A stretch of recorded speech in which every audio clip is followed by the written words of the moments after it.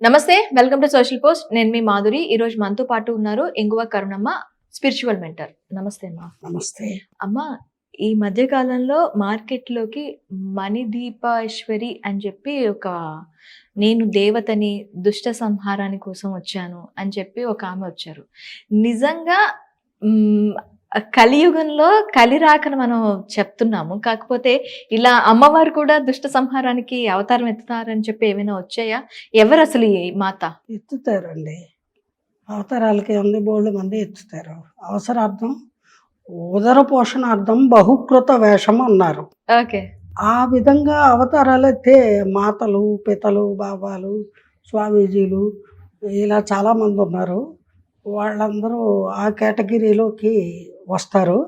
అది ప్రజలు తెలుసుకోవడానికి ఎక్కడో ఒక ఇన్సిడెంటు చాలా తీవ్రమైనటువంటిది జరిగి వాళ్ళు నష్టపోయి ఆర్థికంగానో శారీరకంగానో ప్రాణాలు ఏవో కోల్పోయి అలాంటివి జరిగాక అప్పుడు తెలుసుకుంటారు. అప్పుడు వీళ్ళ గురించి ఎవరు వీళ్ళు అనే అన్వేషణ మొదలు పెడితే అప్పుడు పోలీసులు రంగంలోకి వచ్చి మన మీడియా వాళ్ళందరూ ఎంటర్ అయ్యి వీళ్ళ రంగు పడుద్ది అంటారే ఏదో సినిమాలో, అలాగా వీళ్ళ అసలు రంగులు బయటకు వస్తాయి. ఓకే. ఆ రకంగా వేషాలు వేసేవాళ్ళు, మోసాలు చేసేవాళ్ళు అడుగడుక్కి ఉన్నారు. యావత్ ప్రపంచంలో ఉన్నారు. ముఖ్యంగా మన దేశంలో ఎక్కువ మంది ఉన్నారు. అది చాలా బాధాకరమైన అంశము. ఎంతమంది కొత్త వాళ్ళు లాంచ్ అవుతున్నా కూడా మన ప్రజలకి అంతమందిని ఆదరిస్తున్నారు. వాళ్ళు చాలా పెద్ద మనసు కదా, ఆదరిస్తారు అలాగా. అంతే కదండి. ఇప్పుడు ఇక్కడ సమస్యలు ఎక్కువ ఉంటాయి మానవులకి. అనేక రకాల సమస్యలు, కుటుంబ పరంగా, ఆరోగ్యపరంగా, ఆర్థికంగా సమస్యలే కాకుండా కొన్ని ఆశలు, కోరికలు ఉంటాయి. అవన్నీ ఎలా నెరవేరుతాయి, అసలు నెరవేరుతాయా నెరవేరవా, ఎప్పటికి మనము మన డెస్టినీ రీచ్ అవుతాము అనేది తెలుసుకోవాలనే తాపత్రయము ప్రజల్లో చాలా ఎక్కువగా ఉంటుంది. ముఖ్యంగా హిందువులకి భక్తి తత్వము అనేటువంటిది నరనరాల తల్లిదండ్రుల ద్వారా జీర్ణింపబడినటువంటి అంశము. అందువల్ల వాళ్ళు చాలా తొందరగా ఇలాంటి వాటిని నమ్మేస్తారు. నమ్మేసి వాళ్ళని ఆశ్రయిస్తారు. వాళ్ళని ఆశ్రయించే అంటే తొందరగా ప్రమోషన్ వచ్చేయాలి, అర్జెంటుగా నేను తెల్లారేసరికి ఓవర్ నైట్ స్టార్ హీరో అయిపోవాలి, లేదా కోటీశ్వరుడు అయిపోవాలి, లేదా పలానా ప్రభుత్వంలో మినిస్టర్ అయిపోవాలి, ఇలాంటి ఏవో కళలు, ఆశలు, కోరికలు. లేదా సూపర్ స్టార్లు ఉంటారు, వాళ్ళని ఇష్టపడే వాళ్ళు, అభిమానులు ఉంటారు. కుర్రపిల్లలు కొంతమంది, అతను నా భర్త అయితే ఎంత బాగుండు, ఆ హీరోయిన్ నా భార్య అయితే ఎంత బాగుండు అని పిచ్చ కళల్లో విహరిస్తూ ఉంటారు. వాళ్ళు అలాంటి వాళ్ళు కూడా ఇలాంటి వాళ్ళని ఆశ్రయిస్తూ ఉంటారు. ఓకే. సో అంచేత ఇలాంటి వాళ్ళు ఉంటారు అనేది అతి సర్వసాధారణమైన, అతి సహజమైన అంశము, నో డౌట్. ఇంకా దేవతలు అవతరిస్తారా అనేది మనము మాట్లాడుకోవాల్సినటువంటి విషయం. దేవతలు అవతరించకపోవడానికి కారణం ఏంటి అంటే ఇది కలికాలం. ఈ కలికాలంలో కల్కి అవతారము ఎప్పుడు కలి ప్రథమ పాదంలో ఉన్నాము. 4 పాదాలు అయ్యాక 4వ పాదంలో కలి యొక్క అవతారము జరుగుతుంది. ఆ కల్కి అవతారము తీసుకున్న తర్వాత భగవంతుడు దుష్ట సంహారము అప్పుడు చేపడతాడు. అంతవరకు కూడా ఎవరైనా నేను దేవతని, నేను దేవుణ్ణి అని అంటే అవన్నీ మాయలు, మోసాలు, భ్రమల్లో ప్రజల్ని ముంచి వాళ్ళ అవసరాలు తీర్చుకోవడానికి వేస్తున్న వేషాలు అని ప్రజలు అర్థం చేసుకోవాలి. ముఖ్యంగా భక్తవరులందరూ ఈ అంశాన్ని దృష్టిలో ఉంచుకోవాలండి. ఓకే. ఇప్పుడు ఈ మార్కెట్ లోకి వచ్చిన ఈ మణిదీపేశ్వరి మాత గురించి చెప్పమంటే ఏం చెప్తారు? ఈ పేరు అసలు నాకు చాలా ఆశ్చర్యంగా ఉందండి. ఇప్పుడు నాకు తెలిసి నా ఈ 62 వయసులో అమ్మవారు ముక్కోటి దేవతలు ఉంటారు. అమ్మవారికి అనేక నామాలు, అనేక రూపాలు. కానీ ఈ పేరు నేను ఎక్కడ వినలేదండి. ముఖ్యంగా లలితా పరమేశ్వరి, ఆ జగన్మాత, ఆ భువనేశ్వరి, ఆ జగజ్జనని ఉండేటువంటి ప్రదేశం ఏదైతే ఉంటుందో ఆవిడ ఉండే ఆ నిలయము, ఆ దైవీ ఈ సన్నిధానం ఏదైతే ఉందో ఆ ప్రాంతాన్ని మణిద్వీపం అంటారు. మణిద్వీపము అంటారు. మీరు అమ్మవారి ఇవి చదివే వాళ్ళకి, అమ్మవారి భక్తులకి బాగా తెలుస్తుంది. చాలామంది అమ్మవారిని భక్తిగా కొలిచే వాళ్ళు ఉంటారు కదా, వాళ్ళు ఈ మణిదీప వర్ణన అని చెప్పేసి ఆ యొక్క అమ్మవారి ఇవి చదువుకుంటూ ఉంటారు, వాళ్ళకి బాగా తెలుస్తుంది. అలా ఒకనాటి కాలమందు జ్యోతి అని ఒక ఆవిడ నిజామాబాద్ జిల్లాలో, ఇలాంటివి ఆవిడ కూడా కొద్దో గొప్ప చదువుకుందట, ఏదో జూనియర్ లెక్చరర్గా ఉద్యోగం చేస్తుంది అని విన్నాను, ఫ్యాకల్టీగాను లెక్చరర్గాను.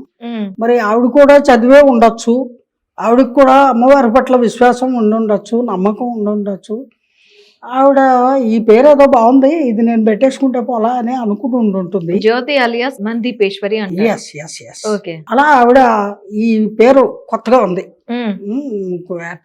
అట్రాక్టివ్గా ఉంది, జనానికి కొత్త మాత అని ఆవిడ నిర్ణయించుకొని ఆ పేరు పెట్టుకొని ఆ రకంగా ప్రజల్లో ఒక సంచలనాన్ని సృష్టించి వాళ్ళని ఆకట్టుకొని వాళ్ళ ద్వారా ఏదో లబ్ధి పొందాలి అనే తాపత్రయంతో ఈ రకమైనటువంటి నాలో అమ్మవారు ప్రవేశించారు.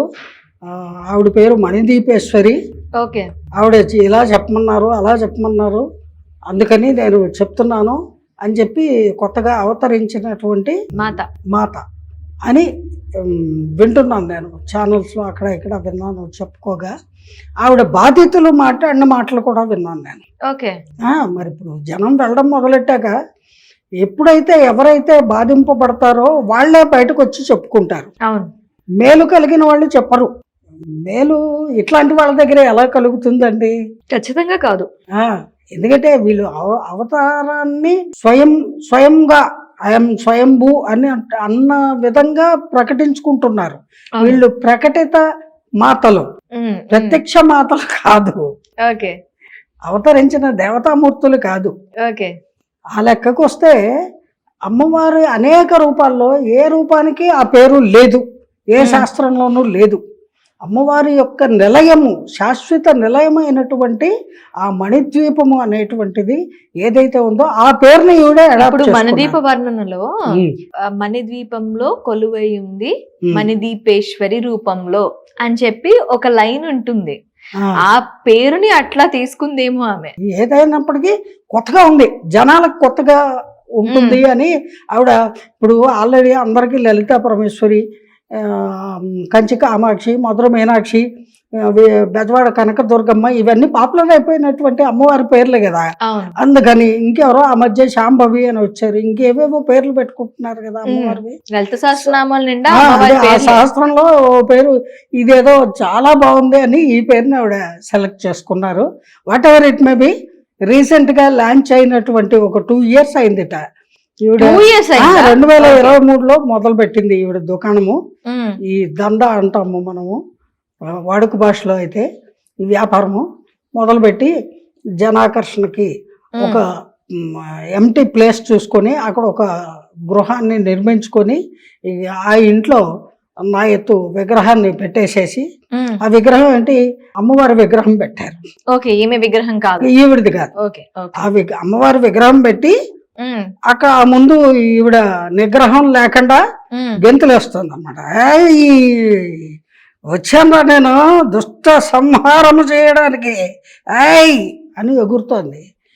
బ్రేక్ డాన్స్లు అవి ఇవి అన్నీ మిక్స్ చేసి డీజేలు అవన్నీ పెట్టుకొని, వెనకాల మాత్రం అమ్మవారి విగ్రహము, ముందు ఈవిడ నిగ్రహాన్ని కోల్పోయి పిచ్చగా నృత్య హేళ కొనసాగిస్తోంది.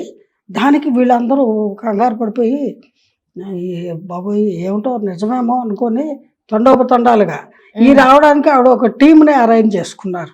ఓకే. చక్కగా ఒక 30-40 మంది టీంని ఏర్పాటు చేసుకొని వాళ్ళ ద్వారా ఆవిడ ఇక్కడ వెలిసింది, కొత్తగా లాంచ్ అయిన మాత. అయితే అమ్మా, ఇప్పుడు ఈమె ఇంత చెప్తుంది, నేను దుష్ట సంహారాన్ని చేయడానికి వచ్చాను, లేదంటే ఇంకా భక్తులను ఉద్ధరించడానికి వచ్చానని.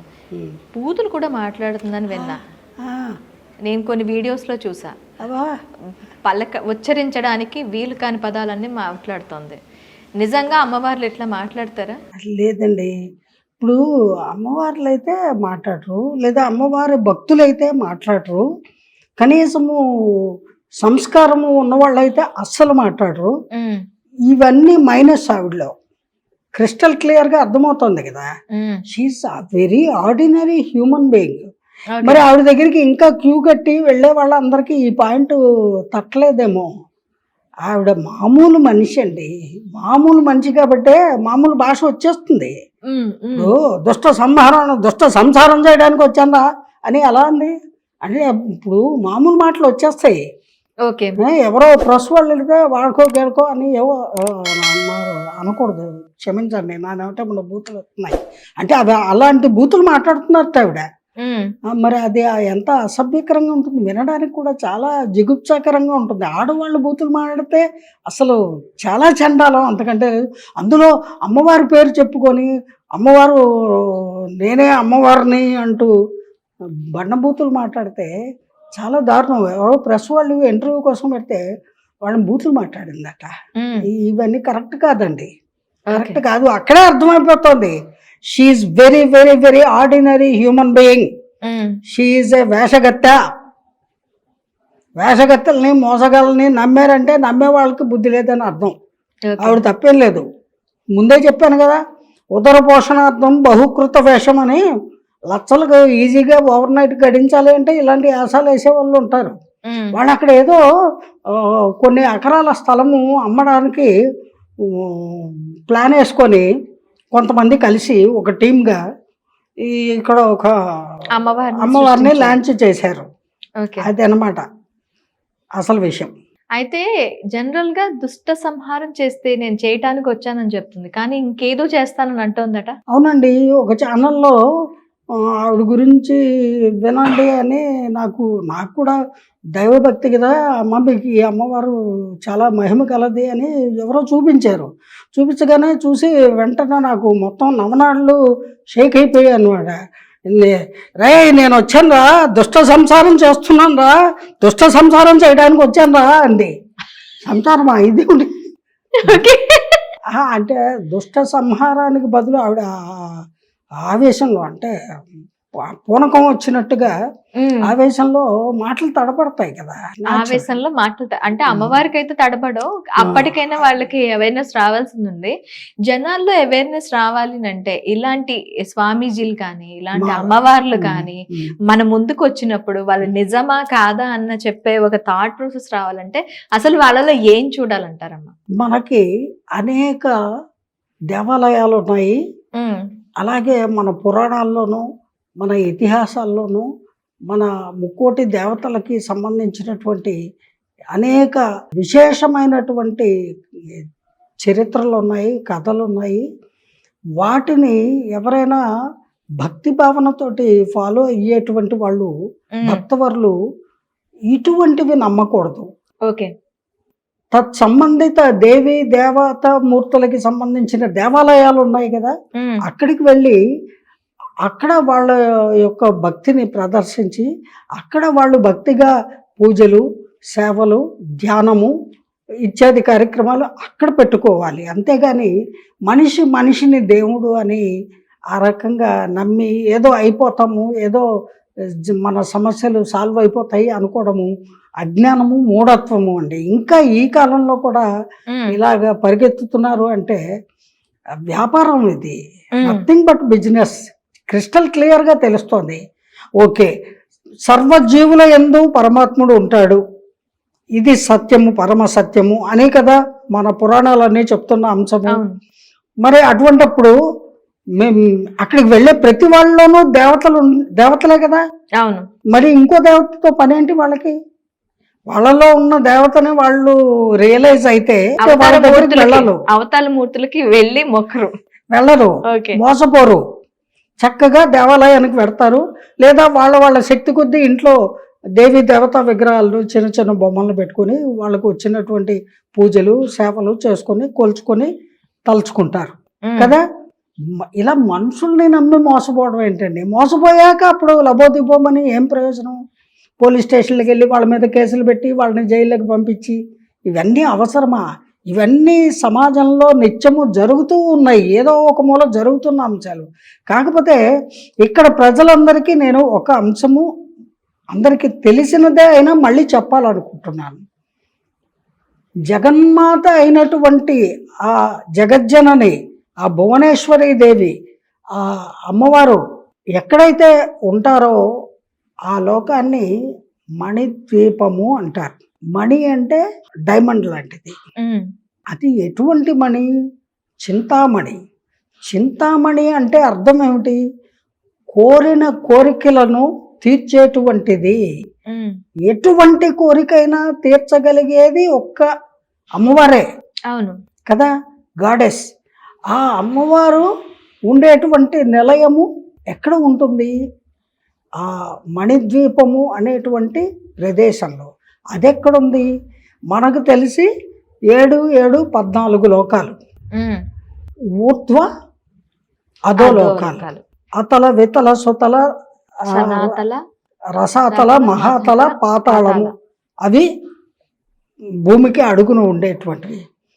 తర్వాత భూమి, భువర్లోకము, సువర్లోకము, ఇవన్నీ కూడా పైన ఉండే ఊర్ధ్వలోకాలు.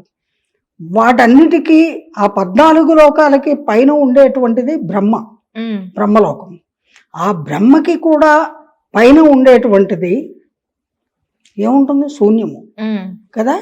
కానీ ఆ శూన్యాన్ని దాటిన తర్వాత ఉండేటువంటి లోకము కోటాను కోట్ల సూర్యకాంతులు చంద్రకాంతులతోటి విరాజిల్లేటువంటి ఈ మణిద్వీపము అనేటువంటి ఒక లోకము.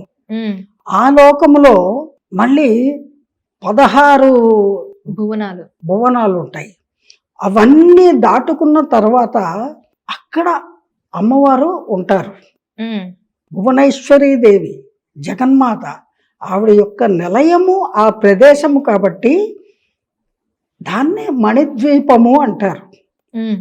అది చేరాలి అని అంటే అసాధ్యము.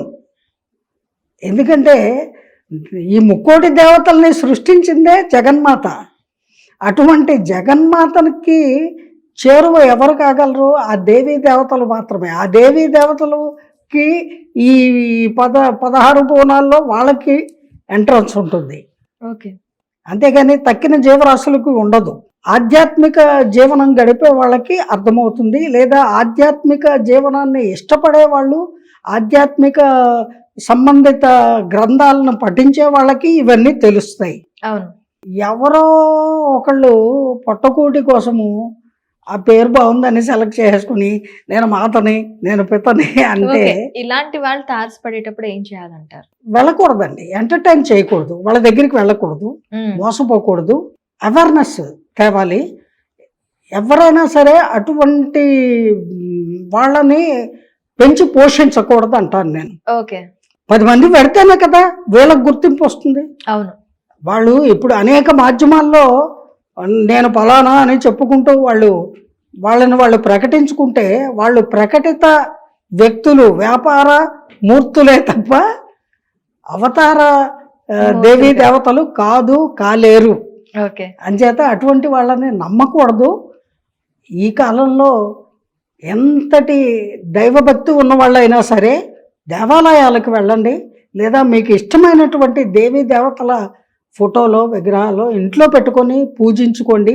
భగవంతుని యందు మనసుని, చిత్తాన్ని లగ్నం చేసి ధ్యానం చేస్తే భగవదారాధనలో మీకు మీ సమస్యలన్నీ పరిష్కారం అవుతాయి. అంతేగాని ఇలాంటి వేషగాళ్ళు, మోసగాళ్ళ దగ్గరికి పెడితే సర్వనాశనం అయిపోతారు, ఇంకా సమస్యల పాలవుతారు. అందుకని అటువంటి వాళ్ళని ఎంటర్టైన్ చేయకూడదు అంటాను నేను. తక్షణమే వాళ్ళని పోలీసు వారు అదుపులోకి తీసుకొని ఇటువంటి వాళ్ళకి తగిన విధంగా శిక్షలు ఉంటాయి, ఆ శిక్షలు వాళ్ళకి ఇంప్లిమెంట్ చేయాలి. ఇప్పటికైనా ప్రజలు ఈ మీడియా ద్వారా ఈ ప్రచారము జరుగుతుంది కాబట్టి మీడియా ద్వారానే వాళ్ళ అసలు రంగు కూడా బయట పెడుతున్నారు కాబట్టి అది తెలుసుకొని ఇక మీదటైనా అలాంటి వాళ్ళని ఎంటర్టైన్ చేయకుండా ఉంటే బాగుంటుంది. Thank you. జై గురుదేవ.